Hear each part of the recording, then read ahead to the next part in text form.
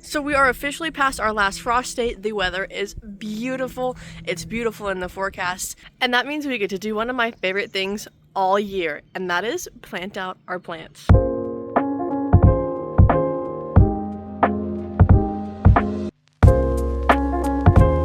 So it is just a few days prior to us planting out all of our transplants across this little garden and then that back wall, and we've got one more bed way over there. And today we are starting the hardening off process. So we've got this big tarp and some sad looking flowers that we draped over the top of this and protecting these from the afternoon and noon sun. And they're all just sitting under here. A couple of them are more exposed than others, but they will all be okay. They all got a watering this morning. All of our tomatoes look good, except for there's one over there that got knocked down, but overall they're looking really good. So we are going to start our planting off with this bed. All I've gotten it right now is some carrots in the corner with an onion, some parsley, and some peas growing along the side.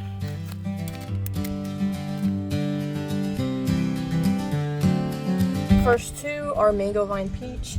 I've got two crimson sweet watermelons in the middle and an orange watermelon on the outside. If we need to, we can also set up a trellis here between these two T-posts, but that won't hold something as heavy as a watermelon, and so it's an option for later when I see what I have left after planting everything out.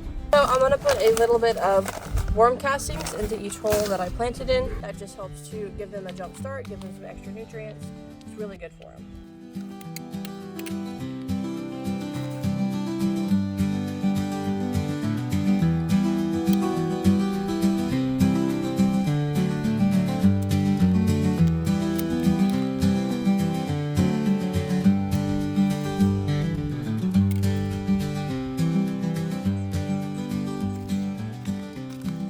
All done. So this is the top of our tiered beds, and I've got it pretty much completely laid out. It is a 4 by 12, I believe. And so I have tomatoes on the side. Some of them have fallen because it's a little bit windy, and I will show you some tips for those and how I plant those. And then we already had chamomile planted and some herbs just because they're a little bit more cold hardy. And then I went ahead and got this marigold planted. This is a tall marigold. It gets 3 to 4 feet tall. And then all these here are peppers, except for this guy here. He is an eggplant, but everything else are peppers. We're gonna have so many peppers this year, and so I will take you along and show some tips to how I plant these. So when planting our peppers and eggplants, we're gonna want to do something that is very similar to what we did with our squash. So once again, I have my worm castings, and so I'm going to dig out that hole. And this is some good soil. We put compost on this. It's got compost, mushroom compost, horse manure, all of the things. So I'm only gonna add a little bit. It's already some very nutrient rich soil. And then this is our eggplant. So I'm going to take it out. And it's got decent roots on it. And I don't have to disturb those roots. Even if it was root bound, I don't think you would have to disturb them too much unless it is just really terrible. So put it in, cover it back up with mulch, and we're good. We'll water it back in. Oh, I broke my stick. We'll water it in with everything else when we have everything planted, but until then, it's good to just sit there. Now, when it comes to planting our peppers out, we're going to do about the same thing. You can add a granular all-purpose fertilizer. Because this soil is so good, I'm not going to for now, but I will once it starts growing. My boyfriend and I are a big fan of fish fertilizer. It's an organic fertilizer made out of fish. It smells horrid, absolutely disgusting, but it puts blooms on your peppers so fast, and it's really just great for the overall health of your pepper. This is the first year that we started using it, and these peppers have just grown so quickly. Some of them already have flowers on them, which is why I was so eager to get these into the ground, among other reasons. but it is a really fantastic fertilizer for your peppers, and it's organic, which is a huge, huge bonus for us. Now, another tip that I find very, very important is staking. Now, obviously, you're going to stake or trellis your tomatoes. That is that is common knowledge for a lot of gardeners, but I have found that we also need to stake our peppers. So here I have just like a little bamboo stake. They're super cheap. You can literally use sticks around your yard. We had a couple of those last year, or little pieces of wood, anything that can add a little bit of sturdiness to your peppers, because right now they're okay. They're not going to fall over unless there's a huge storm or anything. But when they are very large and they have large amounts of fruit on them, then they will be prone to toppling over. Here in Oklahoma, the weather, we don't know what it's going to be. Even if it says on the forecast what it's going to be, it's not always accurate. And so if it's really windy or really stormy, it can just snap the plant and then you're sad. Constantly put it in the ground, so that way we don't disturb the roots. If this plant was larger and then we put a stake in the ground, there's a good chance that we would get those roots and it could damage or kill the plant, which obviously we don't want. So when we trellis our peppers, we almost always use string, and we make sure to tie it pretty loosely around the plant. That way it can grow, that stem can thicken, and we're not going to cut off its circulation, so to say, by having it too tight. Now we are going to go through and do all of these. I only had enough stakes, like actual stakes, for a few, so I'm going to go scavenge for some sticks as well. So I got some of them staked. I got the really tall ones staked. I will come back later on and stake all the other ones, but for today, this is just as much staking as we're going to do because I ran out. So we're going to give this a quick water, and then we're going to give those little squash we planted a quick water, and then we're going to pause because, golly, it's bright. Just as rule of thumb, you generally don't want to plant in the middle of the day because the sun is harsh. They can be extra prone to transplant shock, which is basically where the sun's too hot, it's too bright, it's whatever, and it causes them to stress out, wilt over, and sometimes die. And so at least I, generally as a rule of thumb, don't plant my plants out between like noon and 3 when the sun is at its peak and it's at its hottest. So I will come back this evening. So I am back. It's a little bit later in the day. It is currently, I think, almost 4 p.m. and we are going to plant out our tomatoes. Here I have my favorite fertilizer. This is Espoma's Organic Tomato Tone. This is a fantastic fertilizer.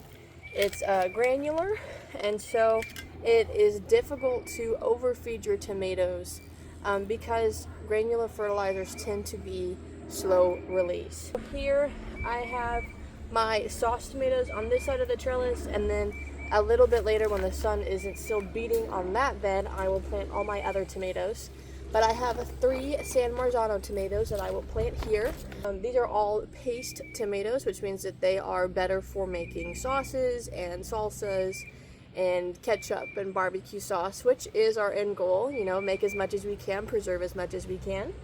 And so we are going to space these about 1.5 feet apart, just to allow for ample airflow and for better disease resistance. So this is what our granular fertilizer looks like. It literally is just little granules. And I'm going to go ahead and put some of it in the hole and then work it in. And we're also trying a new way of planting our tomatoes this year. I saw over on Epic Gardening, which is a gardening channel here on YouTube, if you have not seen them. They did a test where they planted some tomatoes really deep, because if you don't know, tomatoes can grow roots off of their stem. They planted some tomatoes really deep, some just at the surface, and one trenched sideways. And the one that was trenched sideways did the best. And so I would love to run that experiment for myself this year and really just see what works best for growing and planting tomatoes. So I'm going to go ahead and pop this bottom leaf off, which is really scary, but it is okay. Get the roots a little disturbed, put it in there, and lay it down flat. It looks a little odd because it is you know, flat to the ground. But it will grow roots, and as the sun hits it, it will start growing straight up, and it'll be honestly a pretty quick change. It will not take more than a couple days for it to be completely straight with the trellis. So now that we have our tomatoes planted, I thought that this would be a great time to talk about something that is also very important in the gardening, and that is going to be companion planting. So here I have a tall marigold. These get about 3 to 4 feet tall, but just your average marigold will do. And I also have this tray full of herbs that I started. So here, beyond all these, those are extras that we just let go of. We have basil, we have dill, I have 1 lonesome onion because we used all the other ones, and some flowers. Those are all really beneficial to our garden for a number of reasons. Marigolds can repel pests that we don't want in our garden. Marigolds do a really good job of repelling pests, especially specific to tomatoes. And so last year I had a row of tomatoes, and they were densely planted, more densely than this year. And I had 2 marigolds on the outside and 1 on the inside of the row. And I had maybe 3 tomato hornworms the entire season. Versus the year before, I had 4 or 5 tomato plants. They were less densely planted, but they didn't have any marigolds by them. And every single one of them got decimated by tomato hornworms. Marigolds repel, they have a strong scent. They can repel those tomato hornworms. And they also are really good for repelling aphids or sometimes even spider mites and other pests that are animals. So rabbits, squirrels, deer, they all do a decent job of repelling those animals. Now, you saw me pull up my basil next to my sad cucumbers. Don't look at those. Basil. Basil, once again, has a very strong smell, and it is actually thought to enhance the flavor of your tomatoes. Whether or not it actually does, I have no idea. But I plant them next to my tomatoes, and once again, low tomato hornworms last year and some really, really delicious tomatoes. Now, when it comes to attracting certain insects to your garden, the main ones that you're going to want to attract depends on what vegetables or crops you're planting. The overall general need obviously is for pollinators, so your flowers, especially ones that are marketed as pollinator flowers. I have some salvia in one of my garden beds. It's a perennial. It came back. It's so beautiful, and the bees just love it. They love it so much. They always fly around it. Other plants like sunflowers and any flowering herbs tend to be a hit with our beneficial insects, our pollinators. And just any colorful flower is really popular among bees normally, especially if it has a sweet smell. Now here I have a little tray in it with dill. I don't know if you can see it very well, but dill when it flowers is really fantastic for the monarch butterfly.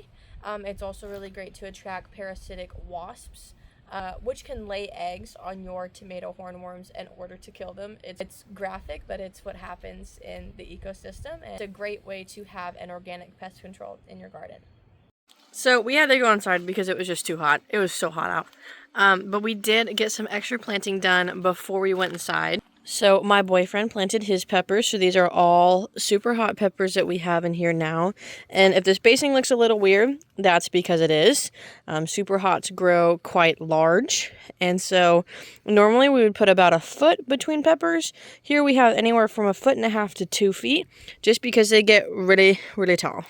And here we have that example of companion planting. These are all little baby onions, but they are really good for keeping some pests away from our plants.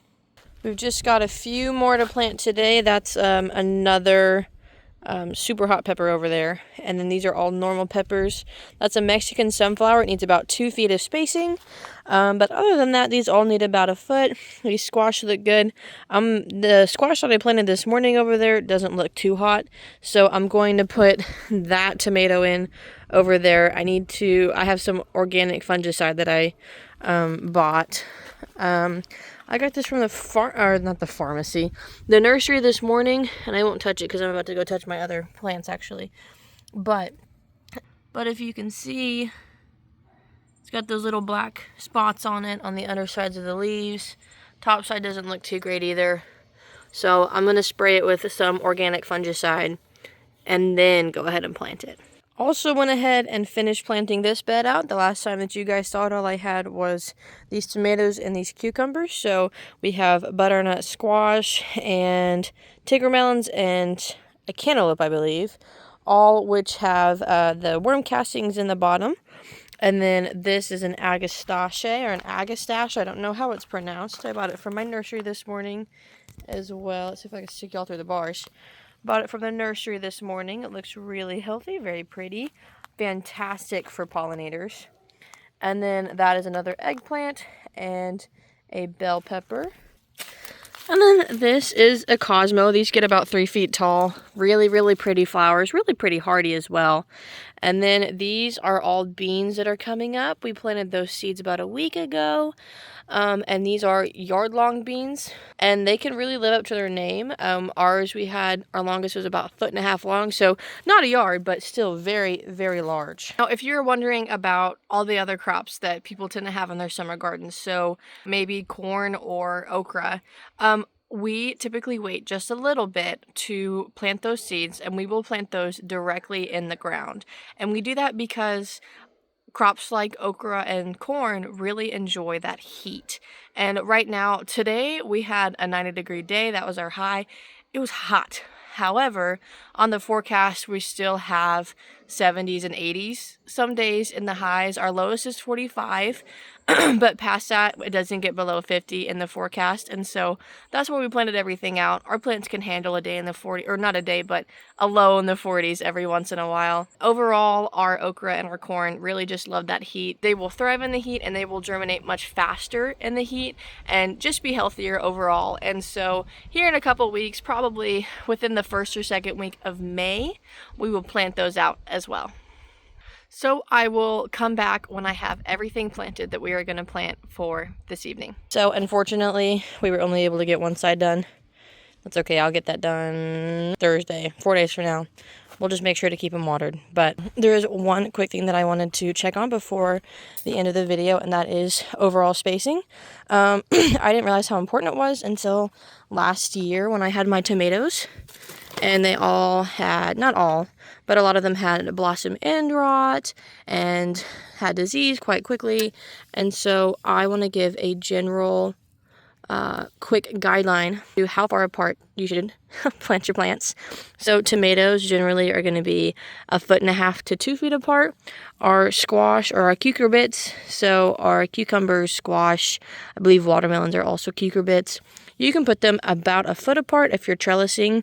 If you're mounding, you can put 3-ish in a mound and give them about 10 feet around to just grow around that mound. Beans can be planted about every 6 inches. They can be pretty dense if they are on a trellis. Lettuce, you can do up to like 9 in a square foot. I choose not to because I just like having a little bit of a bigger leaf to it, but definitely possible if you would like to do it that way, or if you have a really small area that you're trying to plant in. A lot of our perennials need a lot of space. So I have blackberries, grapes, and raspberries. They all have about 1.5 feet, and then they have a decent amount of space coming this way as well, just so that they can grow up and bush up as much as they need. Peppers, sweet and somewhat hot, can usually go 1 foot to 1.5 feet. But if you are doing some super hot peppers, you're typically going to want to do at least 2 feet. Sometimes up to 4 feet, just depending on the variety. Herbs, you can just fit wherever. And when it comes to crops such as your corn or your okra, corn, you can typically do 2 per square foot, but that's tight. So recommended is usually 1 per square foot, unless once again you are in one of those cramped spaces. You do what you can. And then okra, I have found that 1 foot is enough. They get really tall, they don't get very wide. And so you can even do a like Three Sisters style planting with okra, where you have some sort of living mulch on the ground, so squash, cucumbers, whatever, and then have something grow up your okra if you want. They tend to be pretty hefty. Or you could do a Two Sisters and just have a living mulch and okra. It's up to you, but I will be doing at least Two Sisters, maybe Three Sisters this year with my okra. I hope you learned something from this video and just enjoyed watching the scenery and watching me get sunburnt as the day went by. If you learned something or just enjoyed it, please remember to leave a like and subscribe down below, and leave any comments or questions or concerns that you have, and I will answer them, or any video ideas. Until next time, happy gardening!